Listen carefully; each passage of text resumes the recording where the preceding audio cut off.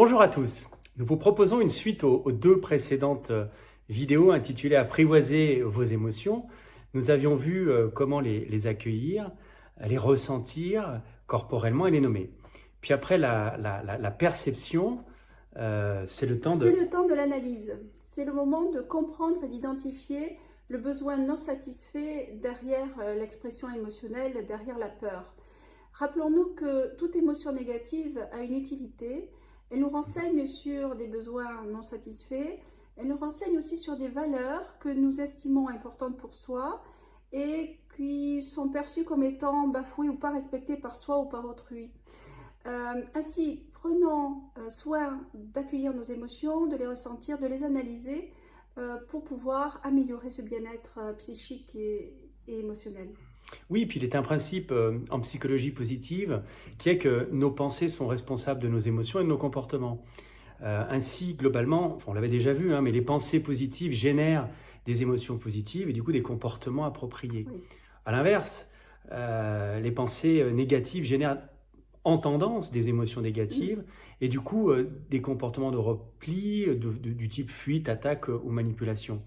Donc en remplaçant des pensées négatives irrationnelles par des pensées plus réalistes et positives, on peut s'attendre en principe à ce que les émotions négatives s'atténuent.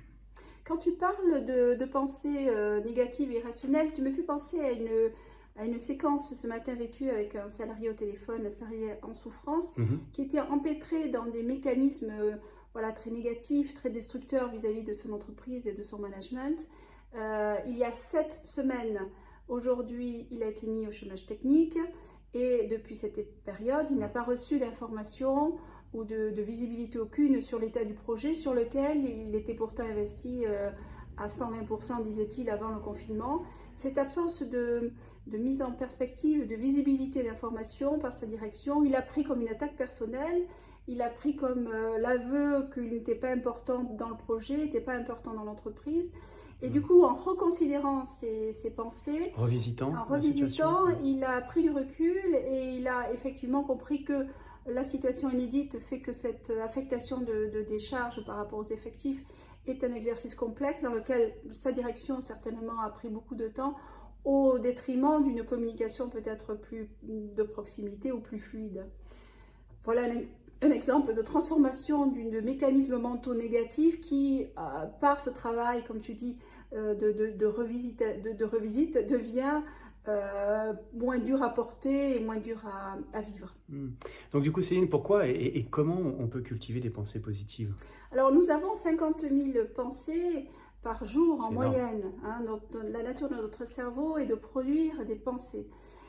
Tout ce que nous sommes résulte de nos pensées. Nous créons les situations de vie, bonnes ou mauvaises, avec nos schémas mentaux, émotionnels et comportementaux. Notre pouvoir d'agir est dans le présent. Et ici et maintenant, nous tissons la trame de nos expériences à venir. Donc du coup, comment on peut cultiver des pensées positives qui vont pacifier notre dialogue interne et nos émotions? Alors, la positivité est comme un muscle. Cette disposition à avoir le verre à moitié plein doit se travailler avec beaucoup de discipline, beaucoup de régularité, sinon elle va rester faible. On a la responsabilité de changer nos façons de penser, de ressentir et de nous comporter face aux situations, y compris celles qui s'imposent à nous. Attention, la nature de notre esprit est de penser quand même. Il est irréaliste de vouloir contrôler toutes nos pensées. Déjà, si on pouvait se contenter d'observer celles qui sont plutôt limitantes et bloquantes, oui. Par exemple, comme si je me dis, tiens, j'ai une pensée de peur, une pensée de colère, une pensée qui a trait à l'humiliation ou à l'injustice. Voilà, si petit à petit, par un travail progressif, une discipline encore, discipline régulière, on pouvait plutôt apprendre à les transformer en pensées positives et constructives, là, on ferait un vrai progrès. Alors, ça ne se fait pas, encore une fois, en un jour. Ça demande de l'entraînement, ça demande de la répétition. Et puis à 80%, Cyril, ça marche. Le fait de revisiter ses pensées, les observer. Ce qui est déjà bien. Ses pensées négatives.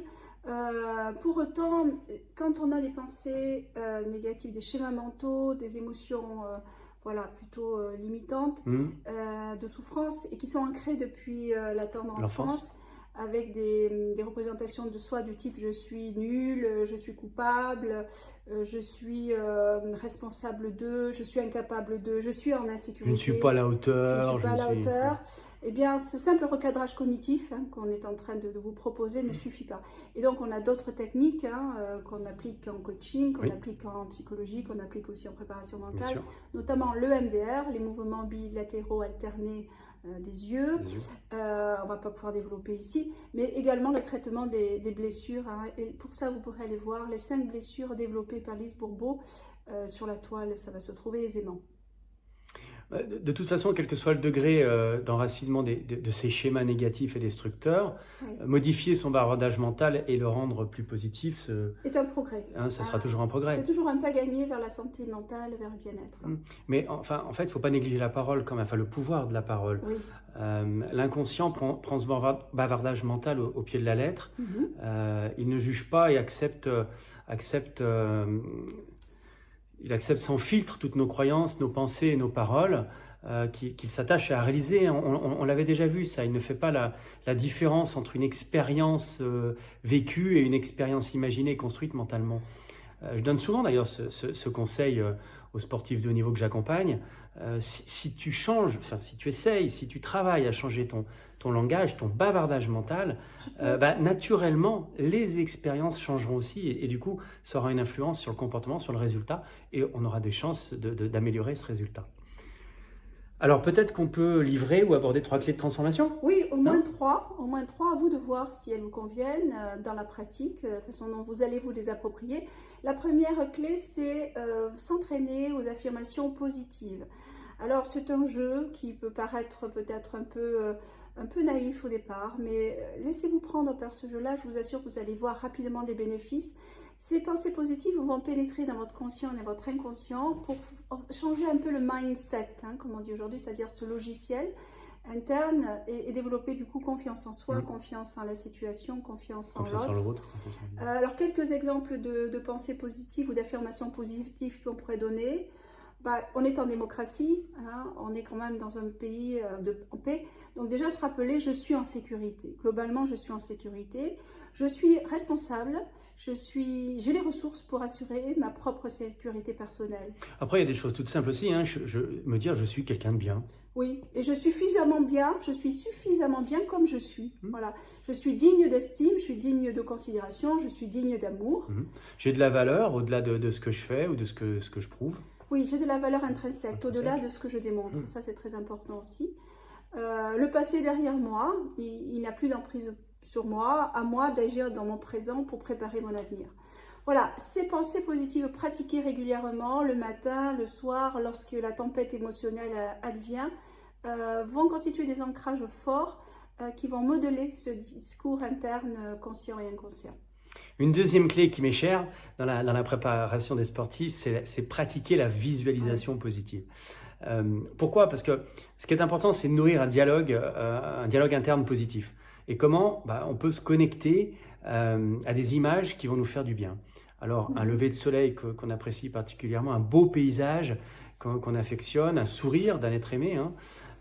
Pour un manager, ça peut être une image d'une réussite collective ou d'un temps fort. Et pour un sportif, on pense tout de suite à une victoire. Alors une victoire associe un affect positif, c'est encore mieux. Pourquoi ? Parce que cette combinaison entre la perception visuelle, l'image ou olfactive, ça peut être aussi une odeur. La Madeleine de Proust. On peut, par exemple, la Madeleine de Proust. Ça peut être auditif aussi, un très joli morceau de musique qui nous transporte. Voilà, pourquoi ? Parce que cette combinaison associée à la perception visuelle et associée à l'émotion positive s'appelle un ancrage.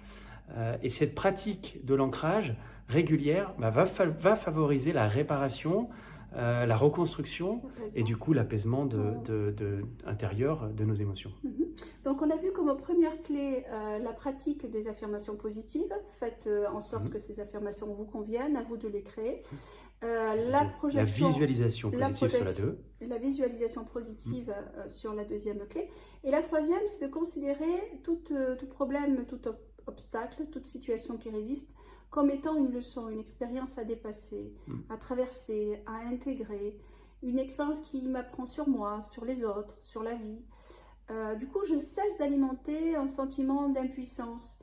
Et je me pose 3 questions. La première, c'est qu'est-ce qui dépend de moi dans cette situation? Sur quoi je peux agir? Si ça ne dépend pas de moi, hein, qu'est-ce qui ne dépend pas de moi dans cette situation? Eh bien, je décide d'accepter inconditionnellement la situation. Et enfin, la troisième question, si je n'ai pas de pouvoir sur le contexte, quel est le pouvoir qui me reste? Et là, la réponse, c'est le pouvoir de décider quelle réaction je vais du coup choisir, adopter dans cette situation, pour moi et pour les autres. Du coup, voilà, au travers de cette vidéo, on a voulu partager 3 clés de transformation que nous avons éprouvées, hein, que nous pratiquons avec nos patients, avec nos clients, avec les sportifs de haut niveau, et ça depuis une dizaine d'années. N'oublions pas quand même, l'important pour progresser, ce n'est pas ce que je sais, mais c'est ce que j'en fais. Et la transformation passe par la pratique régulière et disciplinée. C'est un entraînement. On le répète, il faut au moins minimum 3 semaines, pour intégrer des réflexes. Voilà, donc je vous propose qu'on clôture avec une jolie phrase que Céline va vous présenter. Oui, une jolie phrase de Christian Bobin, je vous la lis. « Nous sommes tous faits d'un bois magnifique, sensible et fragile, d'un bois qui souffre et qui chante. » Voilà, à présent, voyons à travers des reportages comment font les sportifs de haut niveau pour apprivoiser à la fois leurs émotions et surtout apprivoiser leurs peurs. À bientôt. Merci. Bonjour, alors je m'appelle Marielle Pruvot. J'étais anciennement internationale en judo en équipe de France pendant une quinzaine d'années. Et aujourd'hui, je suis cadre à la RATP, ingénieur en génie civil. Alors aujourd'hui, on va parler des pensées positives. Et j'aimerais vous partager en fait pourquoi les pensées positives ont progressivement en fait changé ma vie et changé qui je suis. Alors initialement, moi je viens d'un milieu qui est assez rationnel, un milieu d'ingénieur. Et la première chose, ça a été d'abord de prendre conscience en fait qu'on avait des émotions. Les émotions, c'est ce qu'on ressent et on a besoin de gérer ces émotions. Et ensuite, on a nos pensées. Et mes pensées, en fait, c'est ce que je me dis. Et j'ai pris petit à petit conscience qu'on pouvait avoir un impact dessus, et notamment par les pensées positives. Les pensées positives, en fait, c'est Cyril qui m'a appris qu'un ratio à minimum de 3 pensées positives pour une pensée négative permettait d'être dans une habitude progressivement, d'avoir un état d'esprit plus positif, plus constructif, et donc forcément qui va changer nos habitudes, notre façon de voir les choses, et au final, qui on est, parce que plus on a un état d'esprit positif, plus on a d'opportunités, plus on rebondit facilement pendant les échecs des compétitions. Et avec tous les échecs que j'ai rencontrés dans ma carrière, chaque fois j'ai su rebondir, retrouver un état avec des pensées positives, générer en fait des états positifs mentaux pour rebondir et toujours pour aller plus loin. Un conseil que j'aimerais vous transmettre, en fait, tout le monde l'a déjà vécu, c'est le super soi. Ce qui m'a beaucoup aidé, c'était par exemple de reprendre une situation où j'avais la sensation d'être extrêmement bien, extrêmement joyeuse, donc extrêmement avec un sentiment de réussite, une réussite en compétition par exemple, et avec ce qu'on appelle en sport un état de flow. Et donc du coup, se replonger dans ce qu'on ressentait à ce moment-là, ce qu'on pensait, dans un moment où justement on va pas bien, va permettre en fait de faire une transposition et du coup d'ouvrir son esprit pour amener peut-être des solutions et des pensées positives par rapport à la situation actuelle. Voilà, j'espère que ce conseil pourra vous aider. Merci, au revoir.